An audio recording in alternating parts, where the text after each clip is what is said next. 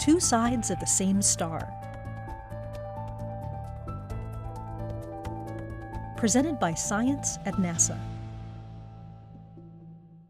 If you've ever heard the phrase, two sides of the same coin, you know it means two things that at first appear to be unrelated are actually parts of the same thing. Now, a fundamental example can be found in the deep recesses of space, in the form of a neutron star. A neutron star comes from a large star that has run out of fuel and exploded as a supernova. As gravity forces the star to collapse to the size of a small city, the star becomes so dense that a single teaspoon of the collapsed star would have as much mass as a mountain. The star's core, now a neutron star, can be rotating as fast as 10 times a second or more. Over time, the rotation of the core can start speeding up by pulling matter from its surroundings, rotating over 700 times a second. Some neutron stars, called radio pulsars, have strong magnetic fields and emit radio waves in predictable, reliable pulses.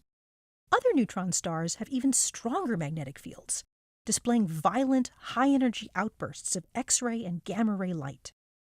These are called magnetars, and their magnetic fields are the strongest known in the universe, 1 trillion times stronger than that of our Sun. Since the 1970s, scientists have treated pulsars and magnetars as two distinct populations of objects. But in the last decade, evidence has emerged that shows they might sometimes be stages in the evolution of a single object. That's right, a neutron star might just be two sides of the same coin. First it's a radio pulsar, and later becomes a magnetar. Or maybe it's the other way around. Some scientists argue that objects like magnetars gradually stop emitting X-rays and gamma rays over time. Others propose the opposite theory, that the radio pulsar comes first, and then, over time, a magnetic field emerges from the neutron star, causing those magnetar-like outbursts to start. Tom Prince is a professor of physics at Caltech and a senior research scientist at NASA's Jet Propulsion Laboratory.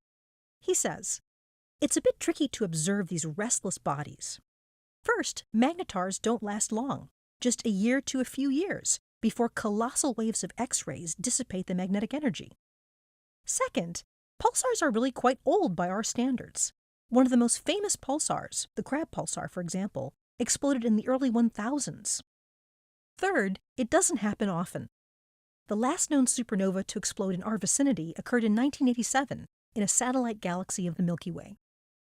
Prince also notes that while a ground-based telescope observed the first known radio pulsar magnetar transition, it's been NASA's orbiting telescopes, Fermi, Swift, RxTE, and NuSTAR, along with the European Space Agency's XMM Newton Observatory, that have yielded the most interesting data. Observations have included seismic waves rippling through a magnetar, a cloud of high-energy particles called a wind nebula around a magnetar, and a magnetar that is also the slowest spinning neutron star ever detected. Regardless of which came first, the two sides of these stars have much to teach us about matter at the highest densities and the most powerful magnetic fields in the universe. For more compressed insights about the wonders of our universe, visit science.nasa.gov.